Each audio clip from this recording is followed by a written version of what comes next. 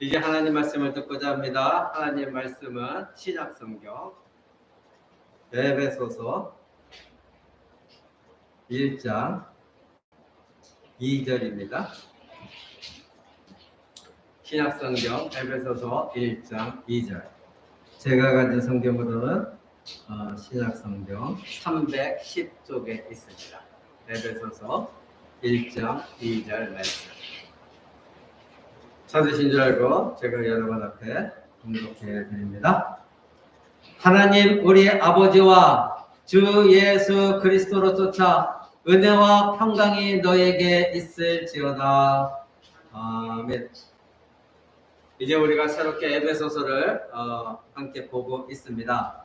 지난 시간에 에베소서 1장 1절을 봤을 때에 이제 우리를 성도라 부른 받았다. 성도다. 그리고 신실한 자들이다. 이렇게 우리가 배웠습니다. 이와 같이 우리는 신앙 고백으로 말미암아 함께 묶여진 교회의 일원입니다. 이것이 보편적인 교회입니다. 영적인 몸을 이루는 교회입니다. 그런데 오늘 그런 교회에다가 2절에 하나님 우리의 아버지와 주 예수 그리스도를 쫓아 은혜와 평강이 너에게 있을지어다 이렇게 말합니다. 이 인사는 하나님께서 자기의 백성들, 즉 교회에게 건네는 인사입니다. 그래서 형식적인 인사가 아니라 아주 본질적이고 그리고 실제적이고 은혜적인 인사인 것입니다. 하나님의 교회에게는 하나님 아버지와 주 예수 그리스도로부터 오는, 여기서 쫓아 이것은 하나님 아버지로부터 그리고 주 예수 그리스도로부터 오는 은혜와 평강, 이것이 우리에게 약속되어져 있고 예배 때마다 우리는 그런 축복을 받고 있는 것입니다.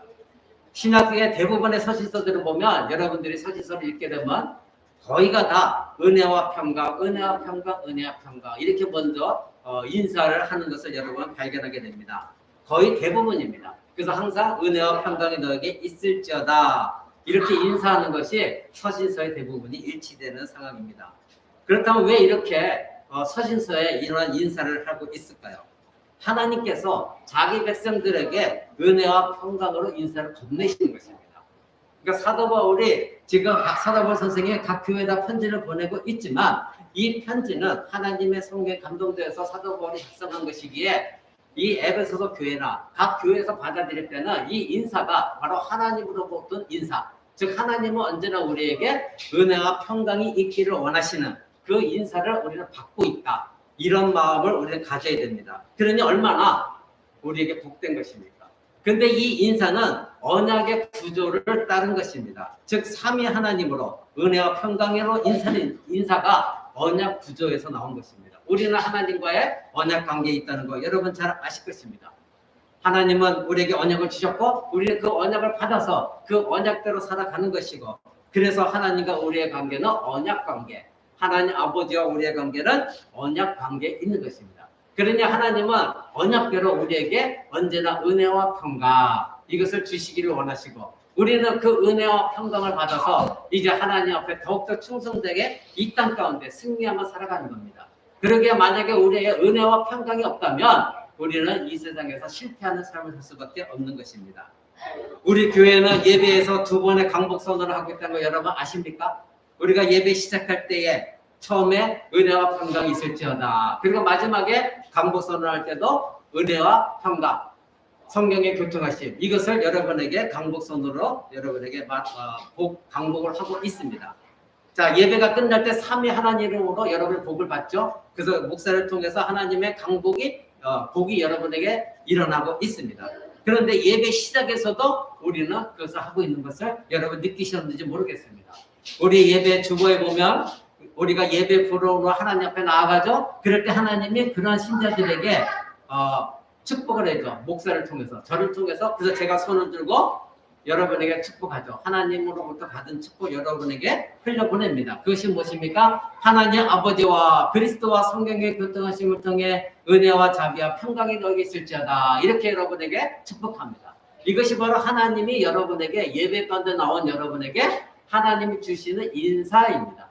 그러니 여러분은 하나님 앞에 먼저 우리가 부름으로 나갔을 때 천지를 지으신 하나님입니다. 이렇게 우리가 고백할 때 하나님이 그래 내 백성들아 너에게 은혜와 자비와 평강이 있을지어다. 이렇게 하나님이 여러분에게 인사를 하는 겁니다. 사랑하는 여러분, 그러기에 우리는 예배 첫머리에서부터 하나님의 복의 축복을 받고 있고 그리고 예배 마치고 나서도 하나님의 성삼위 하나님의 복을 누리는 백성들입니다. 예배 끝에서뿐만 아니라 앞부분에서도 우리는 하나님의 이름을 부릅니다. 그래서 우리가 처음에 여러분 예배 부르러 나갑시다 하면 여러분이 말하는 게 무엇입니까? 우리의 도움은 천지를 지으신 여호와의 이름에 있도다. 제가 이렇게 말하면 여러분 어떻게 말합니까? 그분은 천지를 만드신 하나님이십니다. 그랬을 때 하나님이 은혜와 자비와 평강이 너에게 있을지어다. 이렇게 선포하고 강복 선언이 이루어지는 것입니다. 이것이 바로 인사입니다. 하나님의 언약 백성들에게만 주시는 하나님의 은혜, 하나님의 자비, 하나님의 평강, 그것이 너에게 있기를 내가 원한다 하고 하나님 우리에게 인사해 주신 겁니다. 그러니 이것은 아무나 받는 것이 아니라 바로 하나님과의 언약 관계 속에 있는 하나님 백성들만 이러한 은혜를 잊게 되어지는 것입니다. 자, 그러면 오늘 제목이 은혜와 평강인데 왜 은혜고 왜 평강이냐 이것을 알아봐야 되겠죠. 자, 먼저 은혜라는 것은 헬라어로 카리스라는 겁니다. 카리스. 이거는 신약성경에 굉장히 많이 나옵니다. 약 한 150번 이상 나오는데 이거는 단순히 호의, 하나님의 호의, 또 하나님의 선물, 하나님 복을 가져다 주는 것, 이런 방식으로 사용되는 것이 바로 카리스, 즉 은혜입니다. 그런데 이 은혜의 가장 중요한 용법은 뭐냐면 구원 사건에서의 은혜입니다. 성경 공부 시간에 여러분에게 말씀드렸습니다. 그래서 은혜와 은사를 여러분들은 구분할 줄 알아야 된다. 그렇게 분명히 말씀드렸습니다. 자, 은혜에도 두 가지가 있다고 그랬죠. 우리가 구원받았을 때에, 하나님으로부터 구원받았을 때에 우리는 한 것이 아무것도 없는데, 자격이 없는데, 지불한 것이 없는데 하나님이 우리의 노력도 없이 대가 지불도 없이 일방적으로 우리에게 호의를 베푸신 거, 이것이 구원의 은혜요. 그러면 그 다음에 구원받은 자로서 하나님께 말씀으로 또 하나님 순간순간 우리에게 말씀으로 이끄시고 하나님 원하시는 대로 이끌어 나가셔서 선한 방향으로 이끄시는 것, 그것이 또한 은혜라고 여러분에 말씀드렸습니다. 자, 그러기에 여기서 은혜라고 하는 가장 중요한 것은 뭐냐면 구원 사건, 즉 우리를 구원하신 것, 여기에 굉장히 밀접하게 있다는 것을 여러분 아셔야 됩니다. 로마서 3장 24절에 보면 여러분 한번 찾아볼까요? 로마서 그 앞에 로마서 3장 24절에 있습니다. 로마서 3장 24절. 제가 제 성경은 243쪽에 있습니다. 로마서 3장 24절. 그리스도 예수 안에 있는 그 속으로 말미암아 하나님의 은혜로 값없이 의롭다 하심을 얻은 자 되었다. 이렇게 말합니다. 자, 여기서 은혜는 뭐죠? 예수 그리스도의 구속으로 우리가 구원 얻는 하나님의 호의를 받은 거예요. 그러니까 너희가 받은 은혜란 건 뭐죠? 예수 그리스도 안에 있는 구원이라는 거죠. 우리는 한 것이 아무것도 없는데 예수님 나 때문에 죽으셨기 때문에 구원을 얻은 것이다. 그래서 너희가 의롭게 되어진 것이다. 너희가 잘나서 된 것이 아니다. 이것이 은혜예요. 일방적으로 하나님 주시는 호의. 그러니까 이 은혜라는 말은 항상 가장 중요한 건 뭐죠? 우리의 구원과 밀접한 관계가 있는 것입니다. 두 번째로 그 뒤에 5장 20절 한번 봅니다. 로마서 5장 20절. 5장 20절에 20절에서부터 21절까지 이런 말씀이 있죠. 율법이 가입한 것은 범죄를 더하게 하려 함이라. 그러나 죄가 더한 것에 은혜가 더욱 넘쳤나니 이는 죄와 사망 안에서 왕노릇한 것 같이 은혜로 또한 의로 말미암아 왕노릇하여 우리 주 예수 그리스도로 말미암아 영생에 이르게 하려 합니다. 이렇게 말하고 있습니다. 자, 여기서 중요한 것은 무엇입니까? 율법이 가입한 것 우리는 범죄하는 것입니다. 즉 우리가 율법을 깨달으면 그 율법이 알았다면 율법이 있기 때문에 율법을 어기면 범죄한 것이죠. 그런데 여기에 죄가 더 충만한 것에 은혜가 있다. 이 얘기 뭐냐? 죄를 지으라는 얘기가 아니에요. 이건 뭐냐면 자기 자신을 뒤돌아봤더니 너무나 큰 죄인이요. 그죠? 내가 너무나 큰 죄인인데 어떻게 이렇게 엄청난 하나님 법을 어기고 죄를 범했는데 나를 구원해 주셨을까? 그 의미예요. 그러니까 자기의 죄를 깊이 깨닫는 자가 은혜를 더 충만하게 경험한다는 거예요. 무슨 말인지 알겠죠? 그러니까 자기가 회개하지 않는 자는 은혜라는 것을 경험하지 못해요. 왜? 내가 그 죄가 얼마나 컸는데 거기서 예수님이 나는 한 것도 없이 예수님이 나를 위해 십자가 죽으셨다는 게 너무나 감동되고 감사가 되어지는 거예요. 그러니까 거기에 은혜가 너무 큰 거예요. 그래서 세리 같은 사람들이 왜 그렇게 하나님의 은혜에 사로잡히냐면 자기는 사람들의 손가락질 당하는 죄인이었는데 하나님이 나 같은 죄인을 이어같이 구원해 주셨다는 것에 너무나 감동되는 거예요. 그러니까 은혜가 더 큰 거예요. 그래서 죄가 넘치는 것에 은혜가 넘쳤다 이렇게 말하고 그 다음 21절에도 죄가 사망 안에서 왕노릇한 것 같이 은혜도 왕노릇한다. 이게 뭐예요? 죄가 있으면 사망이에요.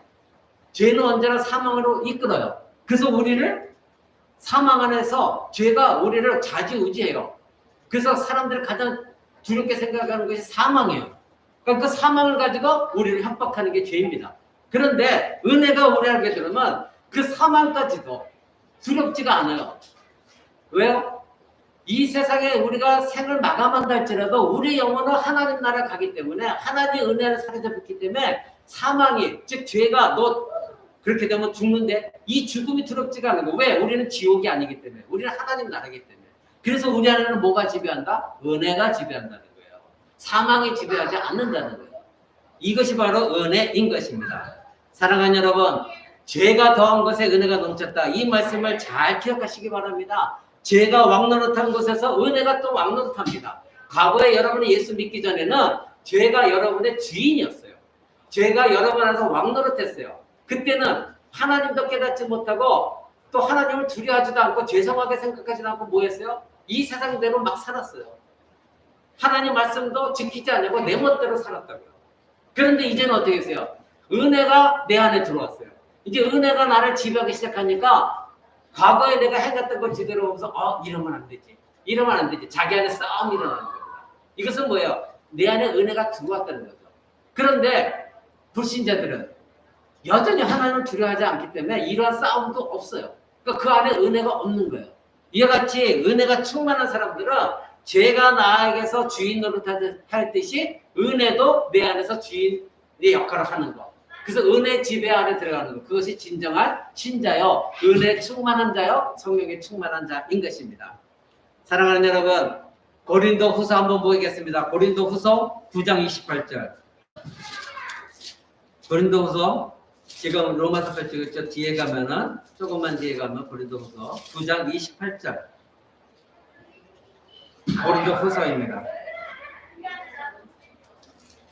제가 잘못했네요.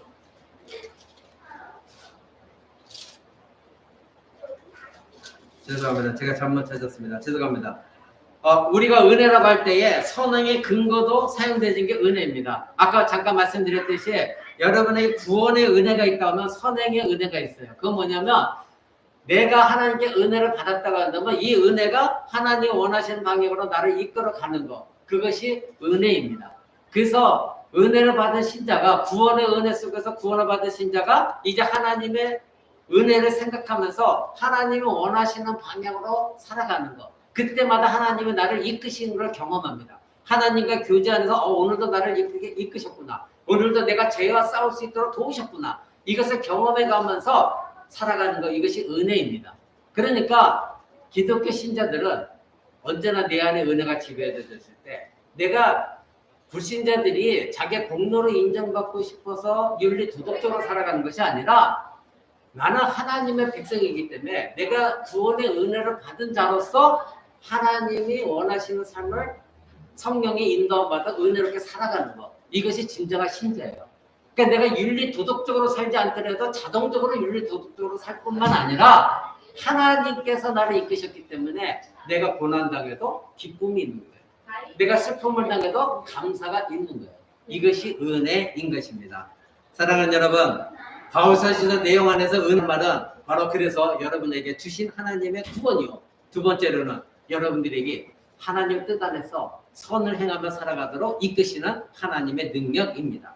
근데 이것은 전적으로 하나님이 주시는 호의입니다. 선물입니다. 그러기에 하나님께서 자기 백성들을 향하여 이제 예배 시간 때마다 너희에게 은혜가 있기를 원한다. 이렇게 예배 전에 하나님 백성들 축복하시는 인사는 하나님께서 하나님의 방문을 받는 우리에게 하나님께 주신 참된 구원의 선물이 있기를 바라신다. 이 뜻입니다. 우리가 예배 시작할 때 저를 통해서 하나님 아버지와 그리스도의 성령의 그리스도와 성령의 교통하심을 통해 은혜와 자비와 평강이 너에게 있을지어다. 이렇게 선포해 주는 것은 하나님께서 여러분에게 그래 너가 예배당에 나왔구나. 나를 하려고 왔구나. 너희에게 하나님의 은혜, 내 자비 그리고 나의 평강이 너에게 있기를 원한다. 이런 복을 받기를 원한다 하고 하나님이 인사해 주시는 것입니다. 사랑하는 여러분, 얼마나 이것이 여러분이 이 내용을 안다면 감격적이고 영광스러운 것입니까?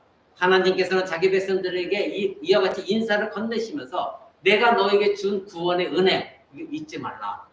우리는 이스라엘 백성처럼 광야 이스라엘 백성처럼 바로 출애굽했음에도 불구하고 며칠 안 가서 불평불만하고 하나님을 배신하고 그리고 우상을 섬기고 하나님이 그렇게 많은 기적을 베풀었음에도 불구하고 하나님 믿지 못하는 그런 백성이 되어서는 안 되는 것입니다. 왜 하나님께서 구약에 그런 내용을 다 적어 놓으셨을까요? 너희도 그럴 수 있다. 그러면 우리가 이스라엘 백성들이 출애굽해서 그들이 애굽 상태에서 죄의 노예에서 구원받았다는 것과 우리가 죄의 노예에서 구원받은 것과는 엄청난 차이가 있습니다. 그들은 보여지는 기적 속에서 홍해를 갈라서 그들이 마른 땅을 바다 밑을 마른 땅처럼 건넜지만 우리는 누구 때문에? 하나님이신 예수 그리스도 그분이 십자가에 죽으심으로 우리는 마른 땅을 걸은 것입니다. 죄에서부터 우리는 해방되어진 것입니다. 그렇게 우리는 이스라엘 백성들의 광야에 도착해서도 그 하나님의 놀라운 기적을 찬양했음에도 불구하고 단 며칠 뒤에 또 불평하고 하나님께 원망하고 하나님께 대항했던 그러한 이스라엘과 우리는 다른 삶을 살아야 되는 것입니다. 그게 뭐예요? 하나님이 오늘도 우리에게 주신 은혜와 평강과 자비가 너에게 있을지어다. 예배 때마다 목사의 손을 통해서 여러분에게 인사하시고 복을 주시는 이 하나님의 은혜, 이 은혜 안에 여러분들이 살아가야 되는 것입니다. 사랑하는 여러분, 두 번째로 평강입니다. 사도 바울은 왜 이 평강의 인사를 했을까요?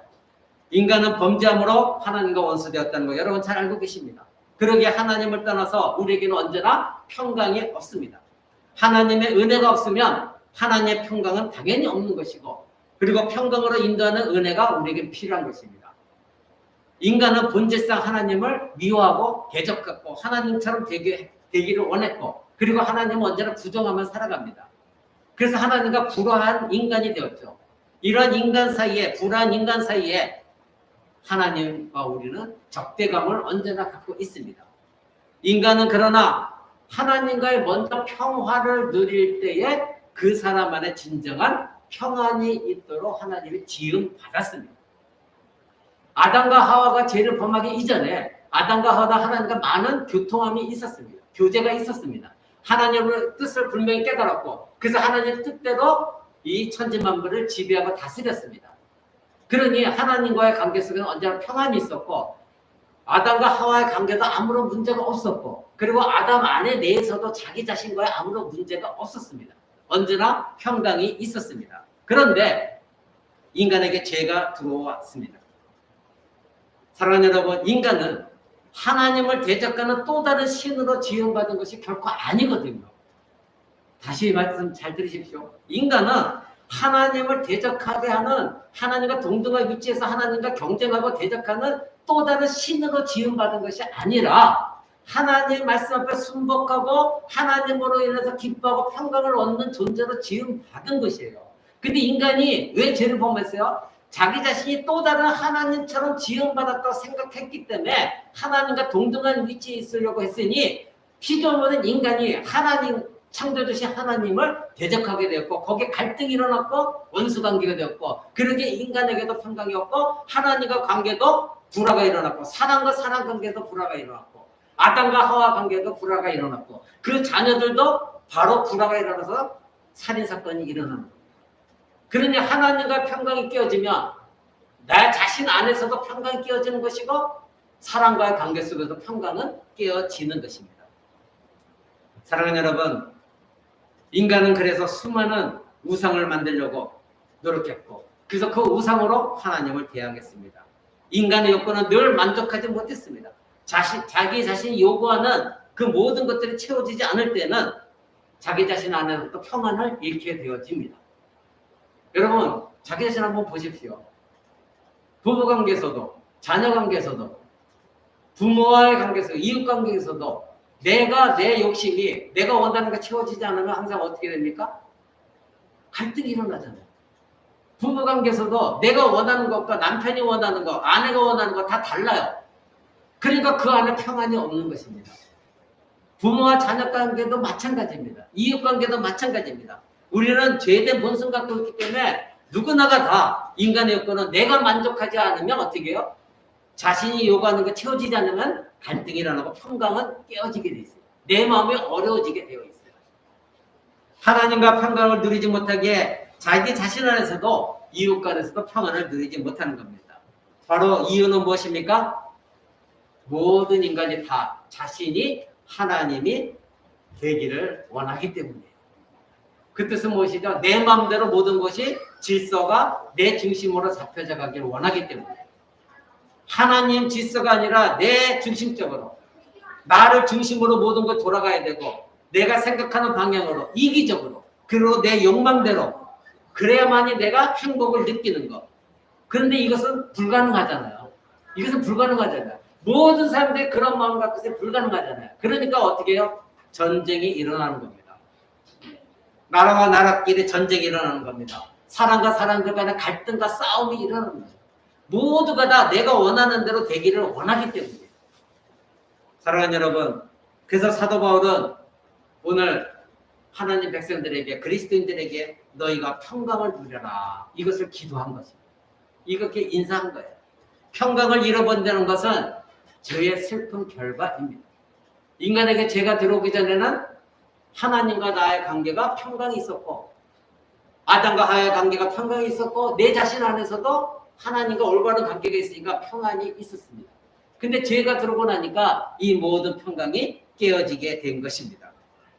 사랑하는 여러분, 이 평강이라는 말은 헬라어로 에이레네라는 말이 있습니다. 그리고 히브리어는 샬롬이에요. 여러분이 잘 알고 있는 샬롬. 이것이 바로 평강 이 뜻입니다. 평화, 평강 이 뜻입니다. 여러분, 이 평강이라는 의미, 너에게 평강이 있을지어다 할 때 이 의미가 과연 무엇일까요? 오늘 이것을 또 우리는 알아봐야 됩니다. 고린도전서 그 앞에 지금 고린도후서 펼치고 있죠? 고린도전서 14장 33절 한번 봅니다. 14장 33절입니다. 하나님은 어지러움의 하나님이 아니시오 오직 화평의 즉 평강의 하나님이시다 이렇게 말씀하고 있습니다. 자, 여기서 하나님은 어지러운 하나님 아니요 무슨 하나님이라 평강의 하나님이다 이 말 뜻은 무엇일까요? 어지럽다와 반대되는 것은 무엇입니까? 질서라는 겁니다. 어지러움 속에 있는 하나님이 아니라 질서가 있는 하나님이라는 겁니다. 그러니까 화평은 질서 속에서의 화평이 일어난다 이 뜻입니다. 그러니까 구약 성경에서는 질서와 혼동의 주제를 많이 발견합니다. 여러분이 창세기 1장 1절은 누구나 처음에 읽기 시작하는 게 창세기죠. 거기에 하나님의 창조하시기 이전에 성경에 뭐라고 기록하면 혼돈이 있다 이렇게 기록하고 있죠. 질서가 안 잡혀 있어요. 혼돈이 있는데 그때 하나님 말씀하실 때마다 하나하나 질서가 잡혀가는 걸 여러분 성경 창세기 1장 1절에 보게 됩니다. 바로 이것입니다. 질서입니다. 근데 이 질서는 조화를 이루는 질서예요. 어지러운 질서가 아니에요. 뭔가 짬뽕되어 혼합되고 뭔가 막 갈등이 있고 어지럽게 되는 것이 아니라 하나하나 착착착 하나님의 계획대로 조화를 이루는 그 질서. 그것을 성경은 평강의 상태다. 안식의 상태다. 이렇게 말씀하십니다. 여러분 이것을 어디서 발견하냐면 창세기 1장 1절에 하나님의 혼동된 상태 속에서 말씀하실 때 하나하나 다 이루어졌죠. 그때마다 하나님의 성경에 기록한 게 무엇입니까? 하나님께 보기에 좋았더라. 보기에 좋았더라. 하나님 뜻대로 조화를 탁탁탁 이루어갔습니다. 그리고 마지막에 다 창조하신 다음에 하나님 어떻게 하셨죠? 그제서야 창세기 보니까 하나님이 안식하셨다. 하나님이 쉬셨다는 안식하셨다는 거예요. 그러니까 평화로워요. 모든 것이 질서 있고 조화롭게 된 다음에 평화가 찾아오는 겁니다. 그것이 평강입니다. 그러니까 우리 마음에도 여러분 생각해 보세요. 내 마음에 무언가를 갈등이 일어나고 막 내 마음은 어지러워. 이 세상 것은 어지러워요. 그럼 여러분 안에 평강이 있습니까? 없어요. 여러분 마음은 여전히 어지러워서 뭔가 불안하고 그리고 좌절감을 느끼고 안절부절해요. 그때 누가 하나 걸리면 화풀이가 당연히 가는 거죠. 그런데 하나님 즉 하나님 안에서 내가 평강을 누리려고 그 하나님 붙들었을 때에 하나님이 여러분에게 주시는 그 평강은 질서 있는 평강입니다. 그럴 때 여러분 안에 어수선하고 내 마음이 어지럽고 뭔가 막 지저분했던 모든 것들이 말씀을 묵상하면서 하나님께 매달려 기도하며 하나님 나에게 은혜와 평강이 있게 해달라고 간절히 소망할 때 하나님은 여러분에게 성령을 통해 평안을 주십니다. 근데 그 평안이 때로는 내가 주어져야 되고 내가 손해볼 때가 많아요. 그러다 보니까 그것이 싫은 거예요. 그러면 그 사람은 어떻게 해요? 계속해서 어지러움과 갈등 속에서 있는 거죠. 내 마음이 조화를 이루지 못하는 거죠. 그러니까 안식이 없고 평강이 없는 겁니다. 그러니까 매일매일 이것이 습관화되어지고 이것이 자기 자신의 성품이 되어지고 가치관이 되어져 버리니까 말씀이 들려와도 내 안에 화평이 없어요. 내 안에 평강이 없어요. 왜? 이런 삶을 계속해서 살아요. 근데 이 껍질을 깨야 되거든요. 언젠가 한번 이 껍질을 탈출해야 돼요. 근데 거기에 뭐가 필요해요? 고난이 있어요. 왜? 껍질을 내가 탈출해 나가야 되니 힘들어요. 근데 그것을 내가 끊임없이 훈련해 나가야 하나님이 우리에게 주신 평강을 내가 경험하는데 그것을 껍질을 깨는 것이 너무나 힘들어요.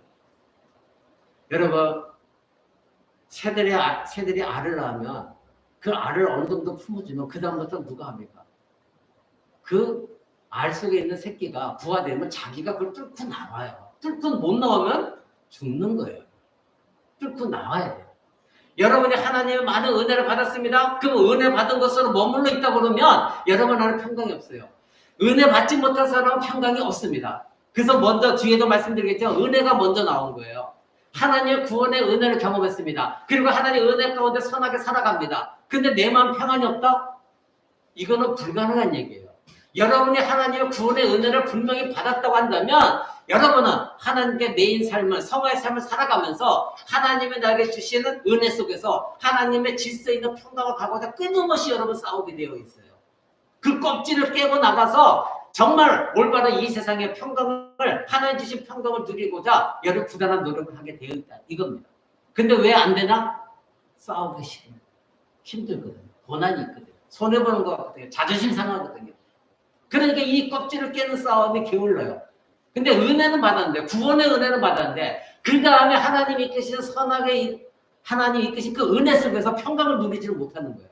그러니까 내 마음 언제나 무질서하고, 내 마음 언제나 치우지 않은 방처럼 막 어지럽혀져 있어요. 어수선해요. 그런 가운데서 하나님과 여러분들이 기도 가운데 앉는다 할들 하나님과 무슨 대화가 있겠습니까?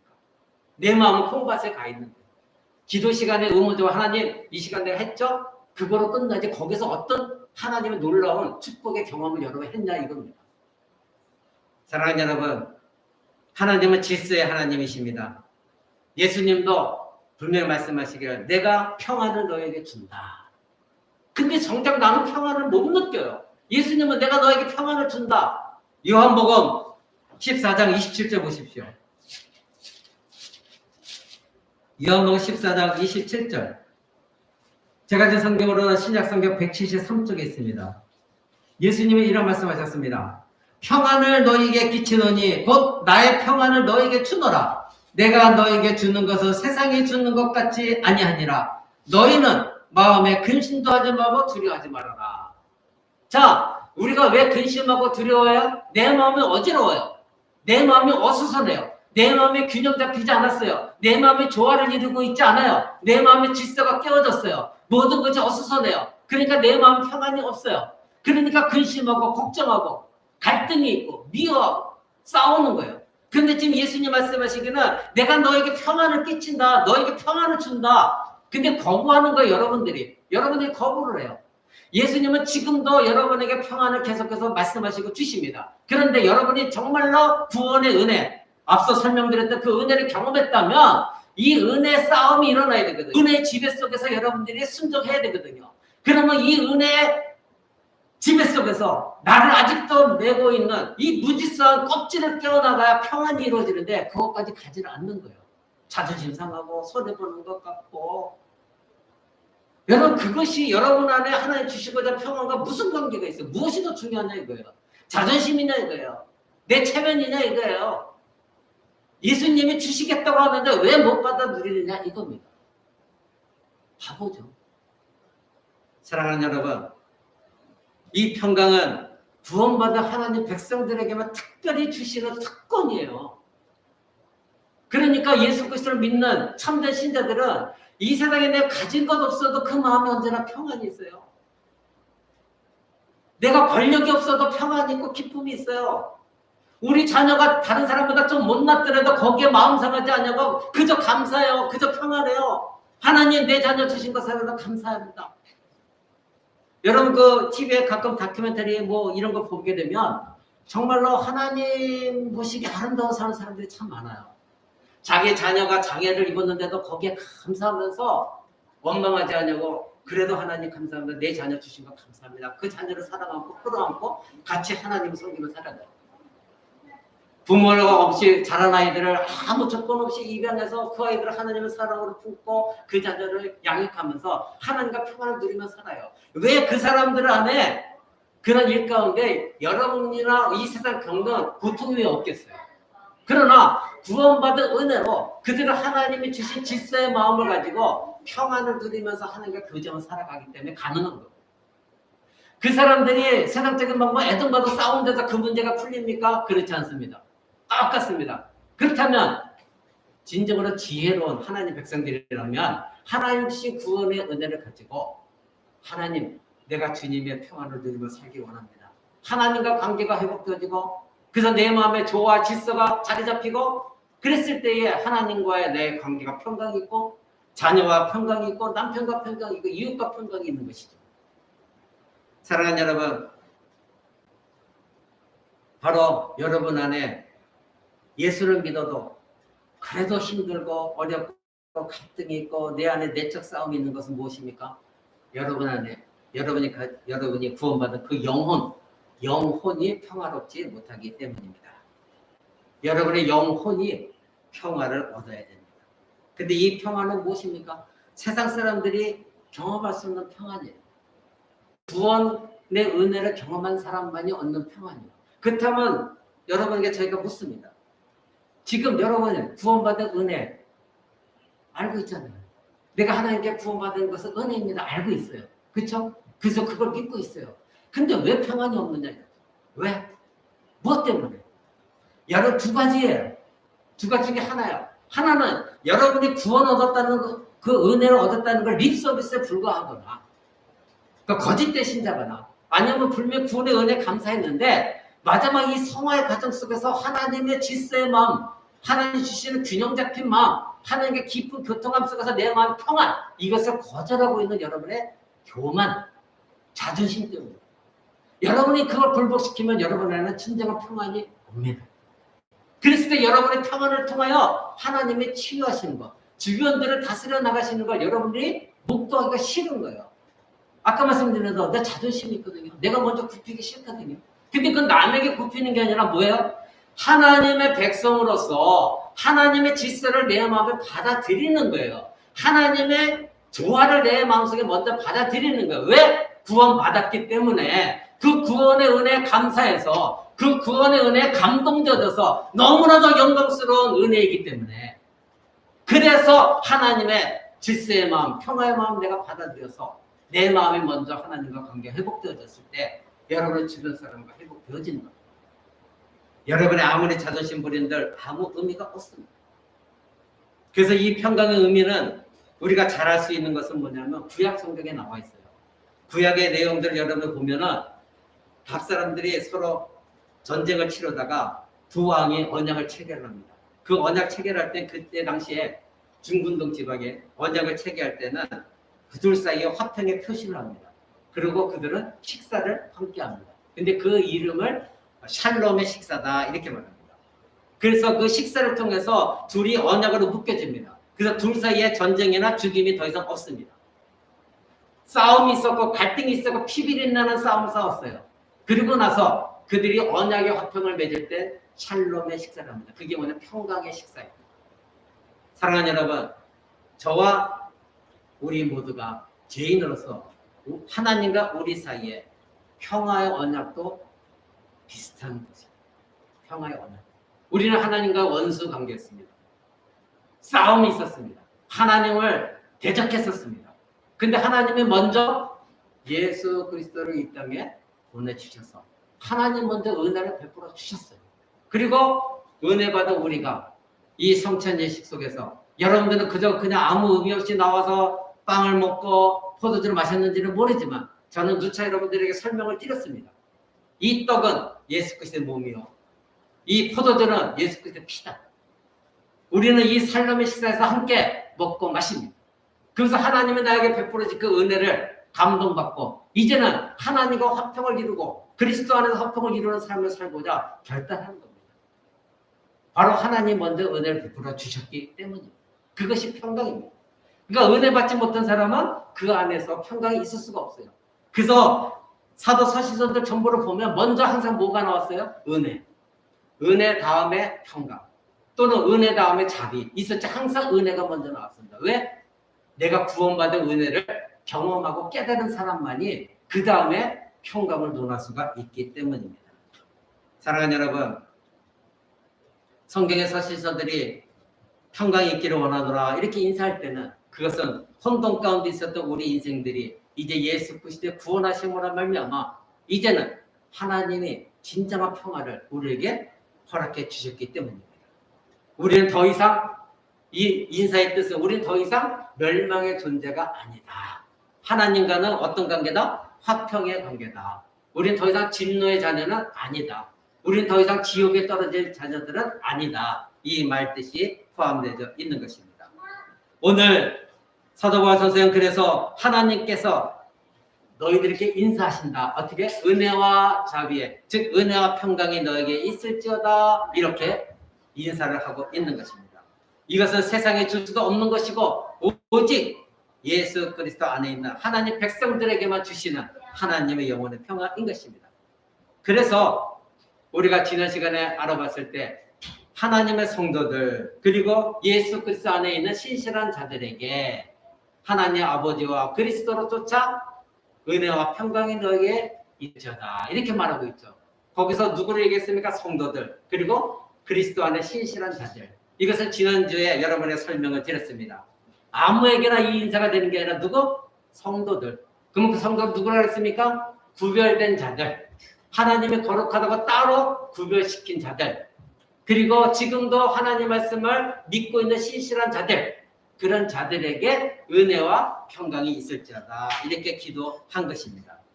사랑하는 여러분, 이것은 단지 그렇게 되기를 소망하는 것이 아니라 이것은 하나님의 인사이기 때문에 하나님께서 실제적으로 여러분에게 부어주시는 복입니다. 그래서 오늘 말씀 서두에 우리 예배 순서에 여러분들이 하나님은 천지를 지으신 하나님이십니다. 여호와 이름에 모든 우리의 도움은 있습니다. 그럴 때 여러분들이 고백하는 게 그분은 천지를 만드신 하나님입니다. 이렇게 인사를 했더니 하나님께서 목사인 저를 통하여 하나님 아버지와 그리스도와 성령의 교통하심을 통해 너에게 은혜와 자비와 평강이 있기를 원하노라. 하나님이 이렇게 예배 시간 서두에 여러분의 복을 주십니다. 그리고 나서 예배가 다 끝난 다음에 또 목사의 강복선을 통해서 삼위 하나님의 복을 여러분이 또 받습니다. 그러니까 예배는 하나님의 복 주신다는 은혜와 평강의 복을 주시는 예배 그 인사로 시작해서 마지막에 또 성삼위 하나님의 은혜와 자비와 평화 이 복을 받고 끝나는 것이 예배인 것입니다. 사랑하는 여러분, 우리 코란데 교회도 이 에베소 1장 2절 말씀을 통해서 우리는 하나님의 교회입니다. 그렇죠? 우리가 에베소서 지난 시간에 읽어봤던 에베소서 1장 한번 1절 봅니다. 거기에 보니까 하나님의 뜻으로 말미암아 그리스도 예수의 사도된 바울은 에베소서에 있는 성도들, 근데 여기에 있는 것을 에베소서를 빼고 오늘날 우리가 이 사실을 받고 있으니 코란도 교회에 있는 성도들과 그리스도 예수 안에 신성한 자들에게 편지한다. 이렇게 여러분이 읽으셔야 됩니다. 그러니 우리는 하나님의 교회입니다. 그리스도 예수 안에서 여러분들은 거룩하여진 성도라 부르심을 입은 자들입니다. 그리고 그리스도 안에서 어떤 자들이에요? 신실한 자들입니다. 지금도 하나님 말씀을 믿고 하나님 말씀을 섬기고 있는 자들입니다. 그런 자들에게 뭐가 있다고요? 은혜와 평강이 있기를 원한다. 그러니까 이 인사 받는 사람들은 과거의 에베소서 교회가 아니라 오늘날 이 편지를 지금 읽고 있는 저와 여러분들입니다. 여러분들이 바로 하나님의 구별하신 성도들이요. 여러분들이 그리스도에 있는 신실한 자들이요. 그런 자들에게 하나님으로부터 그리고 그리스도로부터 은혜와 평강이 항상 주어진다. 이것이 성경의 약속인 것입니다. 예배 서두에 우리는 이러한 의미를 여러분들이 제가 읽어드리고 여러분들이 고백할 때마다 이것을 깨달았습니까? 알고 있었습니까? 은혜와 평강의 인사는 바로 그리스도 때문에 주의 백성들이 받게 되는 놀라운 인사라는 것, 여러분이 깨달으셔야 됩니다. 은혜와 평강의 인사는 그리스도께서 우리를 위해 오셨기 때문에 하나님께 주신 은혜입니다. 죄사함 받게 하는 은혜입니다. 또 한편으로는 그렇기 때문에 하나님과 우리의 관계가 원수 관계가 해결되어지고 이제는 화평의 관계로 변화되어진 것입니다. 그런데 우리 편에서는 한 것이 아무것도 없어요. 모든 것이 하나님이 행하셨어요. 계획하신 대로, 약속하신 대로 하나님이 다 성취하셨습니다. 하나님께서 일방적으로 쌓아 올리신 저와 여러분과의 평화의 관계입니다. 그럼 우리는 하나님이 열심히 일하셔서 우리에게 그런 관계를 주셨는데 쌓아 올리셨는데 우리가 그걸 받지 않는다고 한다면 그건 무슨 교만입니까? 그건 무슨 자신감입니까? 받아 누려야 될 거 아닙니까? 하나님께서 은혜와 평강을 너에게 주노라 하는데 그걸 받아 누릴 마음도 없고 만약에 여러분 거절한다면 그 무슨 자신감으로 이 세상을 살아가는 겁니까? 사랑하는 여러분, 여러분들이 진정으로 예수 그리스도를 믿었다면 십자가 은혜를 여러분이 진정으로 경험했고 인격적으로 만났다고 한다면 여러분 안에는 하나님과의 화평, 사람과의 화평, 나 자신과의 화평 이것을 날마다 하나님께 간구하고 그것을 받아 누리는 여러분 되셔야 되는 것입니다. 참 복음을 받아들인 자는 여전히 죄인입니다. 그러나 하나님께 그 사람을 하나님과 화평의 자리로 옮겨놓는 것 그것이 무엇입니까? 복음입니다. 말씀입니다. 그래서 여러분 말씀을 읽고 말씀을 배워야 됩니다.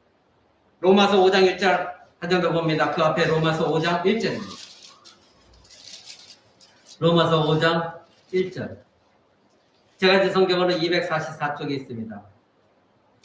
그러므로 우리가 믿음으로 의롭다 하심을 얻었은즉 우리 주 예수 그리스도로 말미암아 하나님으로 더불어 무엇을 누리자? 화평을 누리자. 이것이 평강입니다. 하나님과 함께 화평을 누리자. 우리는 하나님이 베푸신 은혜, 십자가 사역을 통하여 하나님과 화평을 이루었고 적대감이 다 사라졌습니다. 이것이 은혜입니다. 은혜의 결과가 무엇입니까? 화평입니다. 그러므로 우리가 믿음으로 의롭다 하심을 얻었다. 우리 주 예수 그리스도로 말미암아. 왜 예수 그리스도로 말미암아? 예수 그리스도가 십자가에 죽으셨기 때문에 그 피로 말미암아 우리는 어떻게 했다? 하나님과 함께 화평을 누리게 되었다. 하나님과 평강을 누리게 되었다. 화목하게 되었다. 이것입니다. 바로 하나님과 화평을 이룬 자는 신자 안에서도 그러기에 화평을 이루는 여러분, 여러분이 정말 하나님과 평강을 누리고 계십니까? 그렇다면 여러분이 가는 곳 어느 곳에서나 화평은 일어나게 될 것입니다. 여러분의 진정한 화평을 이뤘다면 그 화평의 생명은 여러 사람에게 흘러가야 되는 것입니다. 여러분 안에 머물게 하지 마시고 흘러보내시기 바랍니다. 자신 안에 일어나는 고통의 원인이 무엇인지 알게 되었고 그래서 전에는 미워했고 그래서 다른 사람들을 이제는 하나님 만났으니 긍휼의 마음으로 바라보고 이제 그들도 나처럼 사단에서 그리고 죄의 노예에서 벗어나기를 원하는 간절한 마음을 가지고 그들에게 복음을 전하고 그들과 평안을 누리기를 원하는 이런 신자들의 참된 신자입니다. 이런 사람들이 과거에 내가 미워했던 그 사람을 이제 더 이상 미워하지 않고 어떻게 해요? 그 사람을 위해서 기도하기 시작합니다. 이것이 바로 은혜와 평강이 있는 자들이 나와 질서가 깨어져서 갈등을 일으키고 미워했던 평강이 없는 그 사람들을 향하여 여러분들이 그리스도인으로서 해야 될 일입니다.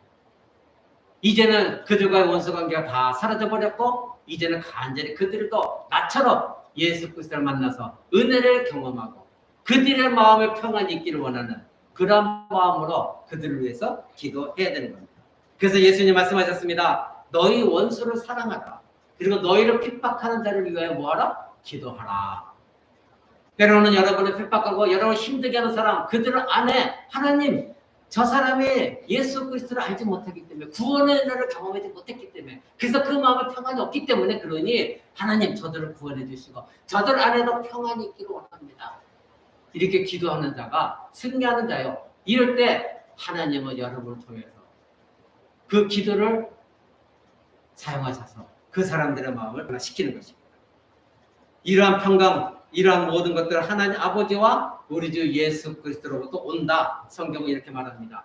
바로 예수 그리스도 아버지, 그분이 누구예요? 우리의 아버지입니다. 이 세상에는 마귀의 자녀도 있고 그리고 하나님 아버지의 자녀들이 있다는 거 아십니까? 예수님이 친히 말씀하셨습니다. 여러분은 마귀의 자녀입니까? 하나님의 자녀입니까? 여러분 하나님의 자녀입니다. 왜? 예수 그리스도 때문에. 요한복음 8장 34절 봅니다. 요한복음 8장 34절. 예수님이 이렇게 말씀하셨습니다. 요한복음 8장 34절.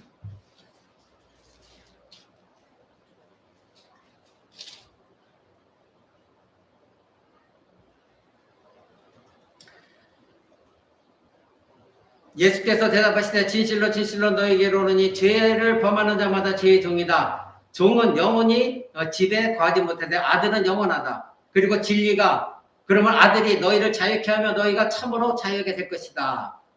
그런데 30절 보니까 나도 너희가 아브라함의 자손일 줄 안다. 그러나 내 말이 너희 속에 있을 것이 없으므로 나를 죽이려 한다.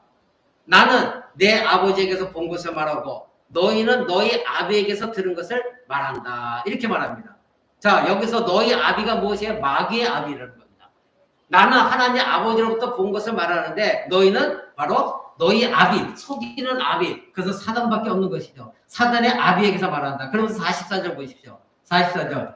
너희는 너희 아비 마귀에서 났으니 너희 아비의 욕심을 너희도 행하고자 하느니라. 나는 처음부터 너희는 처음부터 뭐다? 저는 그 마귀는 처음부터 살인한 자요. 진리가 그 속에 없으므로 진리에 서지 못한 거짓을 말할 때 제 것으로 말하나니 이는 저거 거짓말장이요 거짓의 아비가 되었기 때문이다. 자, 이 세상에는 하나님의 자녀도 있고 마귀의 자녀도 있습니다. 거짓말하는 자들, 진리에 거스리는 자들, 그 마귀는 처음부터 살인한 자들입니다. 그 마귀는 예수님이 이 땅에 오실 때에도 예수님이 이 땅에 태어나지 못하게 하시고자 헤롯 왕을 통하여 죽이고자 했었던 사건을 여러분 알고 계실 것입니다. 모세가 이 땅에 태어나기 전에 애굽 왕은 모세와 같은 시기에 태어난 모든 아이들을 다 죽이도록 명령했던 거 여러분 아실 것입니다. 사단은 마귀의 자녀는 끊임없이 마귀의 자녀 일을 합니다. 그런데 저와 여러분은 누구예요? 그리스도로 말미암아 하나님을 아버지라고 부릅니다. 그러니까 저와 여러분은 하나님 아버지의 자녀이지 마귀의 자녀가 아니거든요. 그렇다면 여러분에는 구원의 은혜가 반드시 있어야 되는 것이고 그 하나님 아버지가 주시는 평안이 여러분 안에 있어야 되는 것입니다. 사랑하는 여러분, 우리 하나님의 자녀로서 하나님의 영광의 존전에서 영원토록 우리는 하나님 뵙는 특권을 여러분이 갖고 계십니다. 은혜라고 하는 것은 전에는 그런 자격이 전혀 없었는데 그리고 하나님의 원수였었던 우리였는데 이제는 하나님과 평안을 누리고 그리고 하나님의 자녀가 되게 한 것, 이것이 은혜입니다. 그렇다면 여러분, 부모와 끊임없이 싸웠던 사람은 그 안에 평안이 있을까요? 육신적으로도 여러분의 육신의 부모와 끊임없이 갈등을 일으키고 끊임없이 싸우고 있다고 한다면 여러분 안에 평안이 있겠습니까? 없습니다. 그런데 하물며 영의 우리 아버지이신 하나님 아버지와 그 하나님이 주신 평안을 여러분이 누리고 있지 못한다고 한다면 여러분의 자녀, 여러분의 남자, 아내, 가족, 주변 사람들에게 여러분이 가지고 있는 그 평안이 흘러가겠습니까? 갈등밖에 없는 것입니다. 그래서 오늘도 하나님은 우리에게 너희에게 은혜와 평강이 있기를 원하노라 이렇게 복을 주시며 인사하고 있습니다. 그 하나님을 여러분 찬양하셔야 됩니다. 여러분은 구원의 은혜를 받았습니다. 그렇다면 오늘 똑같이 은혜 가운데 발견되어지는 하나님의 평강, 평화, 그것이 여러분 안에도 존재해야 오늘 하나님 말씀하신 은혜와 평강이 너에게 있을지어다. 이것이 여러분 안에 진정으로 이루어지는 것입니다. 하나님은 지금도 부어주고 계십니다. 공급하고 계십니다. 그런데 내가 그 은혜, 받은 은혜를 생각하지 못하면 하나님의 이 평강을 여러분이 누리지 못하는 겁니다. 그에게 예배 시간, 첫 시간과 마지막 시간에 인간 목사를 통해서 강복선을 통하여 하나님께서 여러분에게 주시는 것은 인간이 희망하거나 소망하는 것이 아니라 무엇입니까? 하나님으로부터 나온 은혜와 평강이라는 걸 여러분 꼭 기억하시기 바랍니다. 인간 목사가 손을 들고 여러분의 강복 선언을 하지만 그 목사가 주는 것이 아니에요. 그 목사를 통해서 하나님이 여러분에게 주시는 복입니다. 근데 이 강복 선언을 예배 시작과 예배 마칠 때 아무 의미 없이 받아들인다면 여러분은 심각하게 회개하시고 이제는 그 강복 선언을 받을 때마다 이 의미가 바로 그런 의미구나. 하나님이 오늘도 예배 시작 전에도 나에게 은혜와 평강의 복을 주시고 마치고 나서도 성삼위 하나님의 복을 나에게 주시는구나. 그러면서 인사하시는구나. 이것을 경험하는 여러분 되시기를 바랍니다. 말씀 마치고자 합니다. 이 모든 강복 선언은 단순한 인사가 아니라 하나님의 주시는 직접적인 복의 선포입니다. 이 세상의 기복적인 것에 자꾸 매달리지 마시고 이 하늘의 축복을 여러분 먼저 누려보십시오. 그런 신자에게는 하나님이 이 세상의 것도 영광 가운데 채워주실 것입니다.